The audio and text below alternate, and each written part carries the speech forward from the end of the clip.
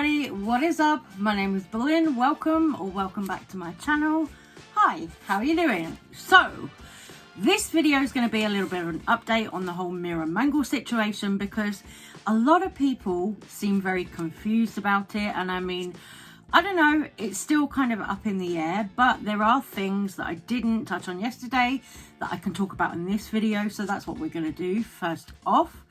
So, if you haven't been following the situation at all, if you didn't know, Mera Mangle, drag YouTuber, has kind of disappeared off the internet altogether, it seems. So, people are starting to speculate as to Mera's whereabouts, of course, over on Twitter and everything like that. But what I will say is, I have seen an update that came out 2 days ago now from her co-host, Scarlet Cyanide, and that was put up on Instagram.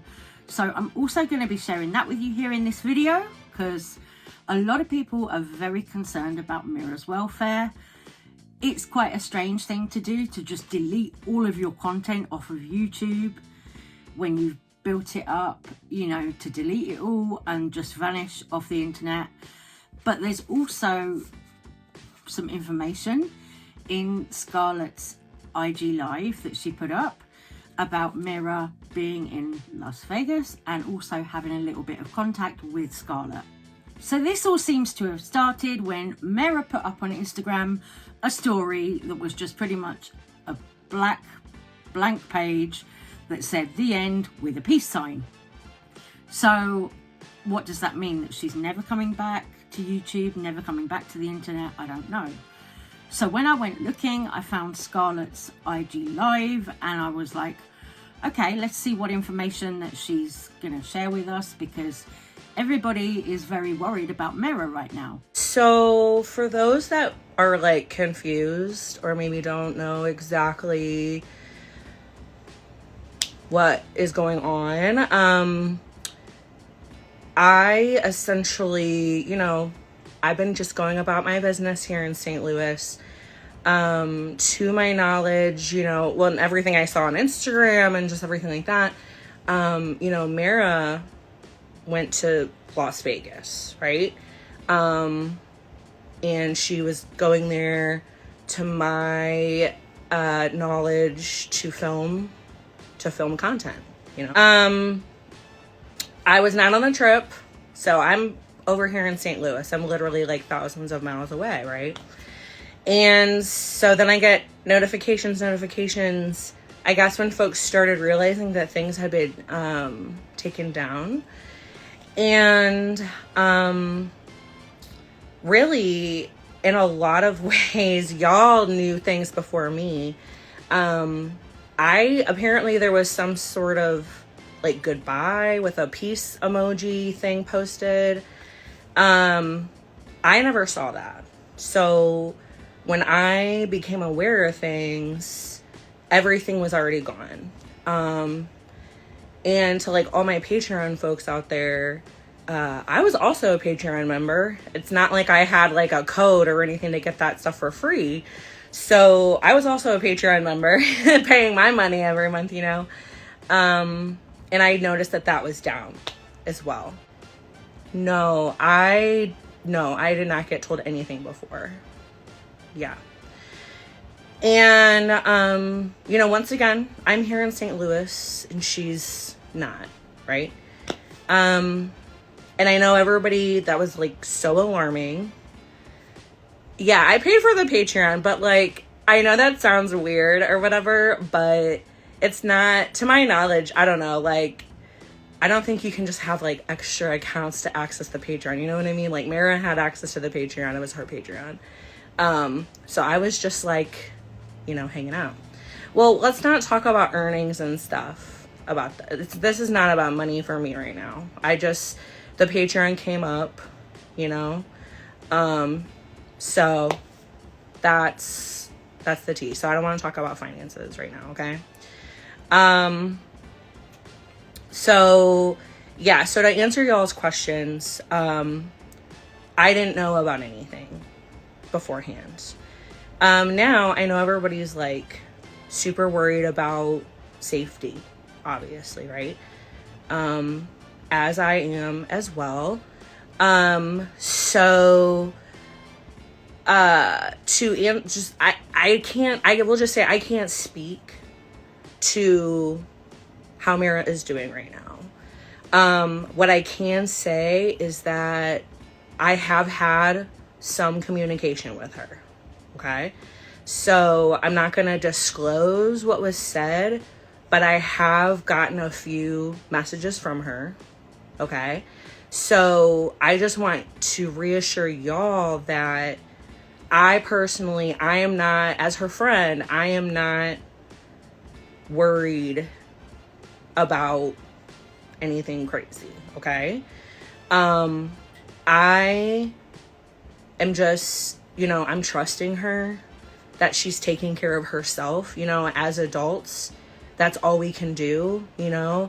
I am not a family member of hers, technically, like legally, there's no like legal connection in a way where I could get any sort of information beyond just what she's willing to tell me, right?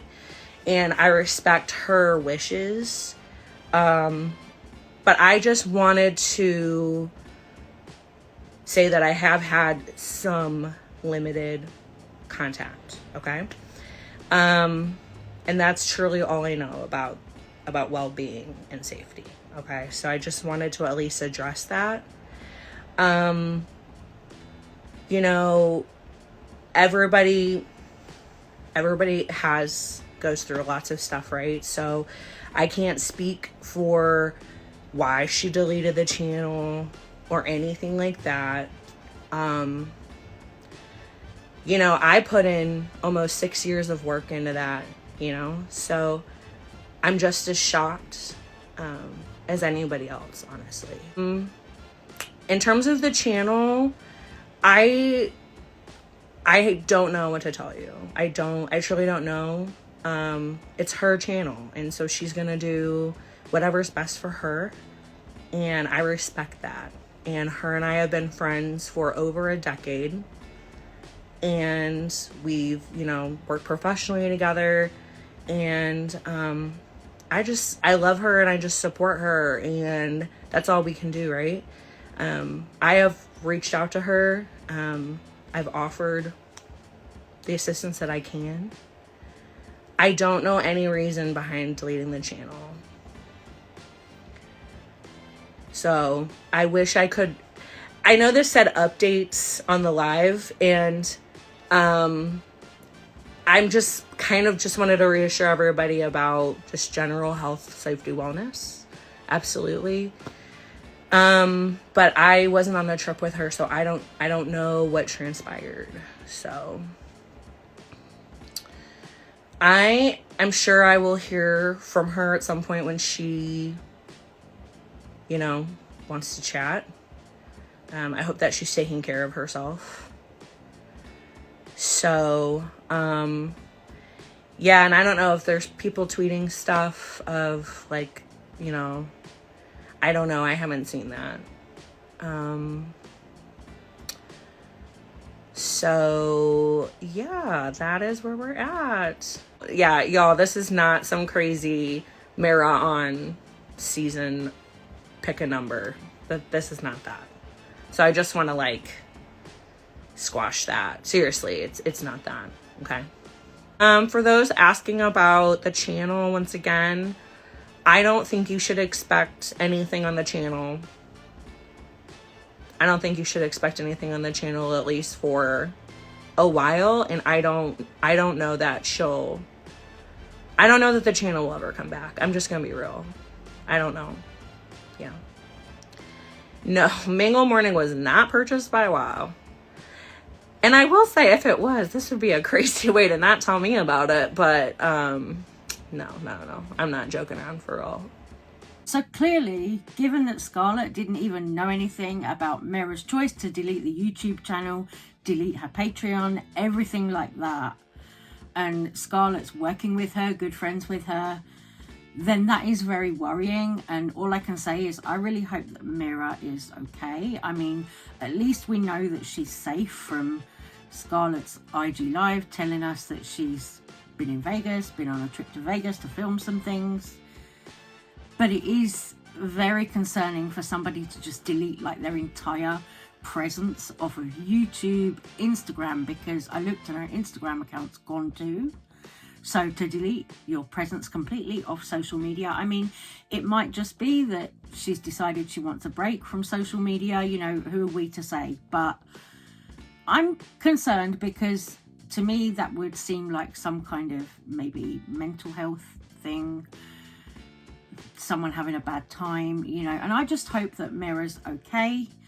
So I'm going to leave that update there because that's all I really have to go on at the moment until we know any more. Then of course there's been really sad news for the queer community at the moment with the Vivienne passing.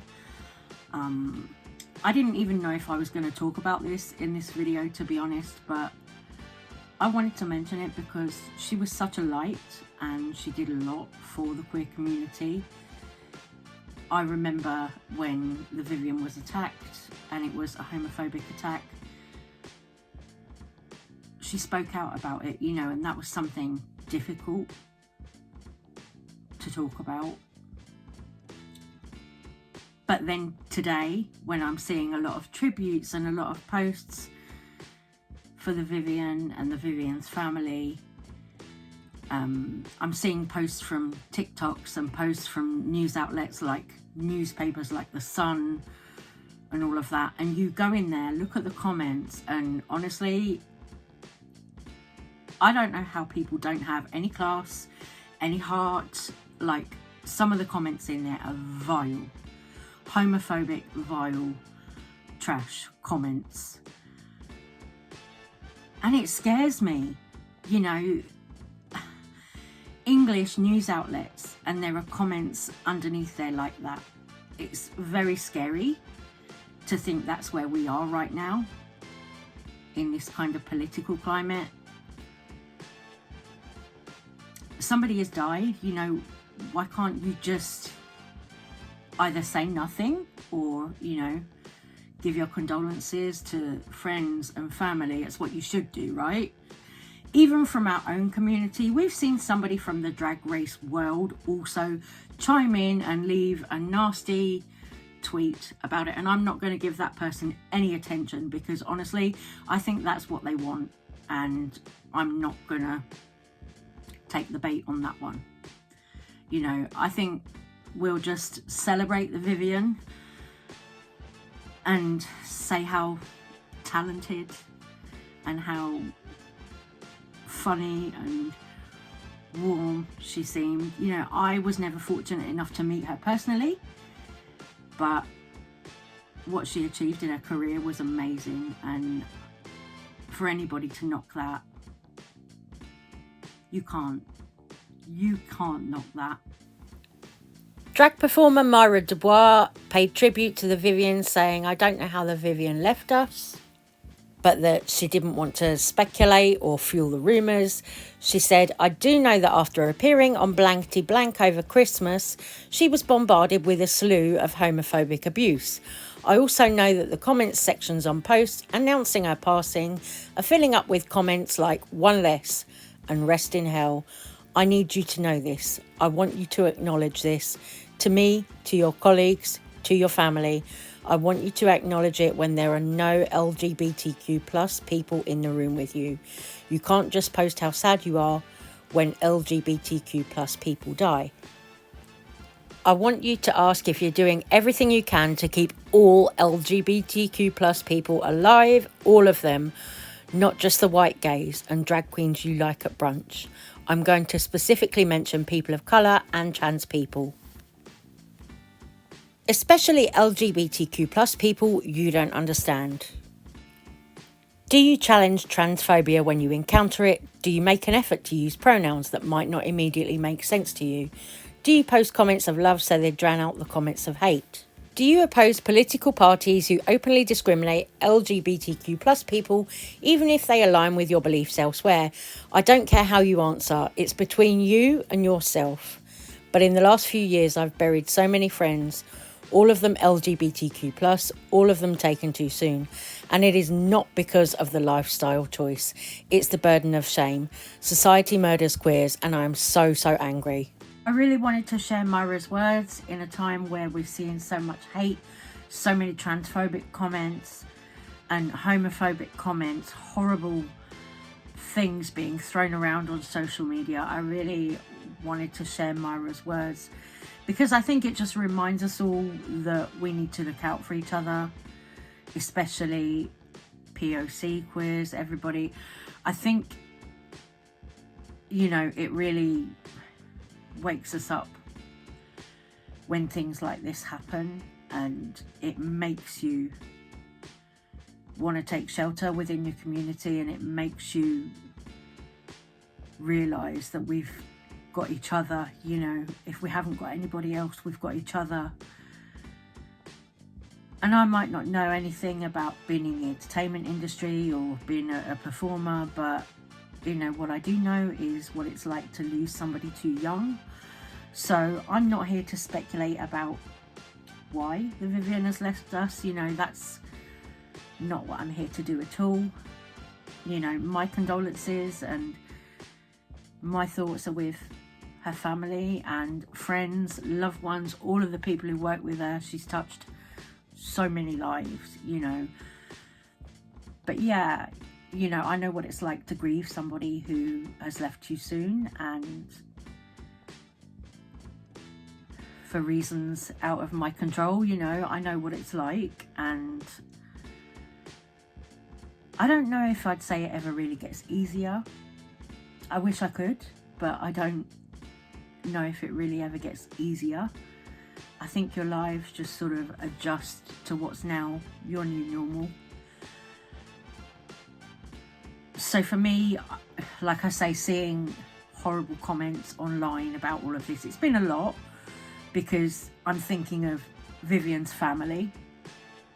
I'm not thinking of, you know, the trolls. I'm thinking of Vivienne's family, what they're going through.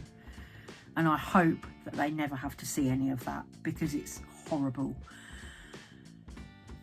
But yeah, having said that, I know what it's like to lose somebody too young, and it would have been their birthday, January the 20th. Their funeral was in the December, so for my family, December and January are always kind of difficult, really. It always seems to be like this time of year that things happen for us. So, you know, personal loss aside, I can still empathise with what everybody is feeling about the Vivienne, and if anyone wants to talk, you know, my door's open. Just going to put that out there. So, and yes, I'm getting emotional, but it's that kind of a day.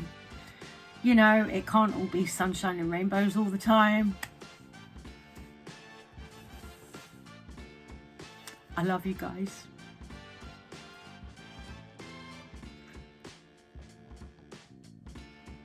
Please take care of yourselves, and I will see you on the next one. Take care. Bye-bye.